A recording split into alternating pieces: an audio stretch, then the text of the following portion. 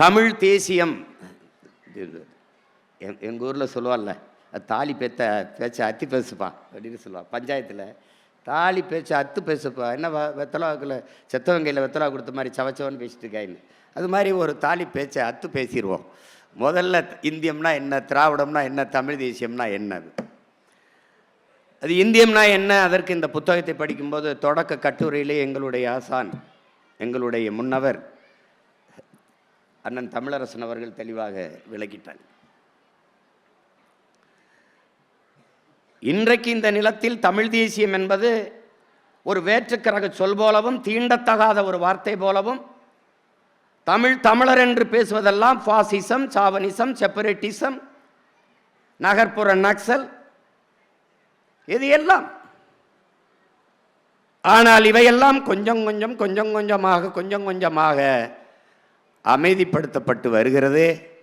2026க்கு பிறகு ஒரு பயலும் வாயை திறக்க முடியாது. தமிழ் தேசியம் என்றால் எவனும் வாய் திறக்க முடியாது. இங்கே எங்கள் உயிர் தலைவன் இன விடுதலைக்காக ஆயுதமேந்திய புரட்சியை முன்னெடுத்த போது அந்த புரட்சிக்கான அவசியத்தை இந்த நிலத்திலே தெருத்தெருவாக கொண்டு போய் சேர்த்தவன் எங்கள் அண்ணன் தமிழரசன் அவர்கள். இன்றைக்கு அவன் இந்த அரசியல், இந்த இனத்தின் உரிமை விடுதலைக்கான தேவை என்ன என்று எழுதிய இந்த கட்டுரையை அவன் தம்பிகளும் பிரபாகரன் பிள்ளைகளும் தெருத்தெருவாக கொண்டு போய் சேர்க்கிற பணியை செய்து கொண்டிருக்கிறோம். அறிவார்ந்த பெருமக்களே, கற்றறிந்த சான்றோர்களே,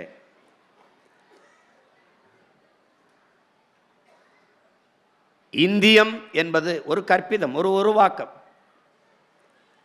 563 சமஸ்தான இந்தியா, அதை அண்ணன் தமிழரசன் அவர்கள் எழுதியிருக்கிறார்கள். இந்தியா என்கிற ஒரு நாடு இருந்ததில்லை, உருவாக்கப்பட்டது.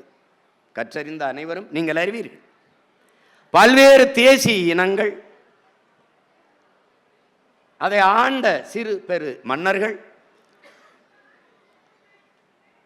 வணிகம் செய்ய வந்த வெள்ளையர்கள் இந்த நிலப்பரப்பை அடிமைப்படுத்தி நிர்வாக வசதிக்காக ஒரே நாடாக கட்டி அதற்கு இந்தியா என்று பெயர் வைத்தார்கள்.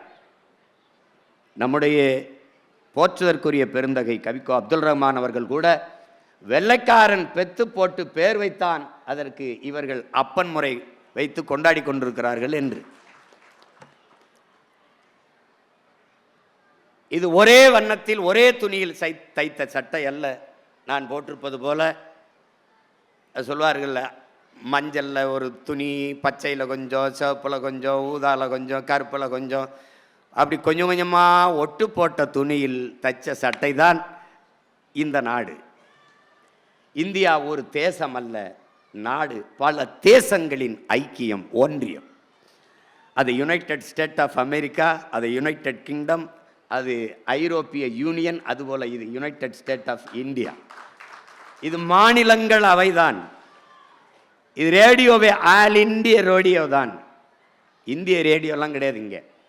அதை எவர் இங்கே நாடற்றவரோ, எவருக்கு இங்கே மொழிவழிய தேசிய நிலங்கள் இனங்கள் இல்லையோ, அவர்கள் இந்த நாட்டை தனதாக்கி கொள்ள துடிக்கிறார்கள். அதில் தான் இந்த கட்டமைப்பு. நம்முடைய முன்னவர் தமிழரசன் அவர்கள் சொல்வது போல,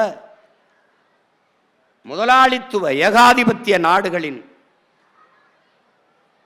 எல்லை விரிவாக்கத்திற்கும் வள சுரண்டலுக்குமாக இந்த தரகு தலைவர்கள் வேலை செய்கிறார்கள். அதில் பல்வேறு தேசிய இனங்கள் இந்த நிலத்திற்குள் சிறைக்கூடத்திற்குள் சிக்கிக்கொண்டது. அதான் யதார்த்த உண்மைதான். இந்தியாவிற்கென்று தனித்த இறையாண்மை கிடையாது. பல தேசிய இனங்களின் இறையாண்மைதான் இந்தியாவின் இறையாண்மை. பல்வேறு தேசிய இனங்களுக்குள் நிலவக்கூடிய ஒற்றுமைதான் இந்திய நாட்டின் ஒற்றுமை. இந்தியாவிற்கென்று ஒரு கலாச்சாரமோ வாழ்க்கை முறையோ பண்பாடு கிடையாது. தமிழன் பண்பாடு, தெலுங்கர் வாழ்வியல் பண்பாடு, கன்னடர் பண்பாடு, பீகாரியன், குஜராத்தியன், அவனவனுக்கான இறையாண்மை, கலாச்சாரம், வாழ்க்கை முறை, பண்பாடு எல்லாவற்றையும் கொண்ட ஒரு கூட்டாஞ்சோறு தான் இந்தியாவின் பண்பாடு, ஒரு கலாச்சாரம். இதை உடனே இந்திய பண்பாடு, இந்திய கலாச்சாரம், எந்த பாடையும் பாடு, அங்கிட்டு போய் பாடு. இதுதான் நம்மளுடைய கோட்பாடு. தமிழ் எனக்கு உயிர், தமிழ் எனக்கு தாய்மொழி, என் பண்பாட்டு மொழி, என் பயன்பாட்டு மொழி, என் பயிற்று மொழி, என் வழிபாட்டு மொழி, என் வழக்காட்டு மொழி, எல்லாமே எனக்கு தமிழ். ஆங்கிலம் வெறும் பயன்பாட்டு மொழி, அவ்வளவுதான். இந்தி அவர்கள் திணிப்பார்கள், இந்தியர்கள், இந்திய தேசியர்கள் அதை தடுப்பது போல் நடிப்பார்கள் திராவிட திருவாளர்கள். இந்திக்கு இங்கே ஆதிக்கமா? எல்லோரும் வாருங்கள் நாட்டினிலே. செந்தமிழுக்கு ஒரு தீங்கு வந்தபின்னும் இந்த தேகம் இருந்தொரு லாபம் உண்டோ? புரட்சி பாவலன் விட்ட அறைகூவலுக்கு எழுந்து தீந்தமிழுக்காக இந்த உடலை தின்ன கொடுப்பார்கள் தமிழ் தேயர்கள்.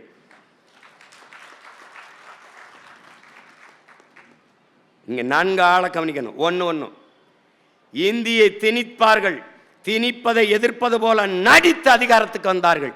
இப்போது எந்த இடத்தில் இந்தி இல்லை? இந்த கேள்வியை நீங்கள் எழுப்பணும். இந்த ஒவ்வொரு கேள்வியிலும் பிறக்கும் தமிழ் தேசியம். ஏன், எதற்கு, எப்படி?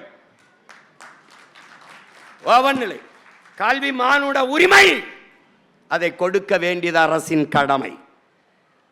இந்த நிலத்திலே கல்வி மாநில உரிமை, அதை பறித்து கொண்டு போகும் இந்தியம், அதை வேடிக்கை பார்த்து கைகட்டும் திராவிடம். இல்லை, கல்வி மாநில உரிமை தர வேண்டும் என்று போராடி மீட்கும் அது தமிழ் தேசியம். பாதகம் செய்பவரை கண்டால் நாம் பயம் கொள்ளலாகாது பாப்பா. மோதி மிதித்து விடு பாப்பா, அவர் முகத்தில் உமிழ்ந்து விடு பாப்பா. அண்மை செய்திகளை உடனுக்குடன் தெரிந்து கொள்ள இணைந்திருங்கள் எம் நாடு தொலைக்காட்சியுடன்.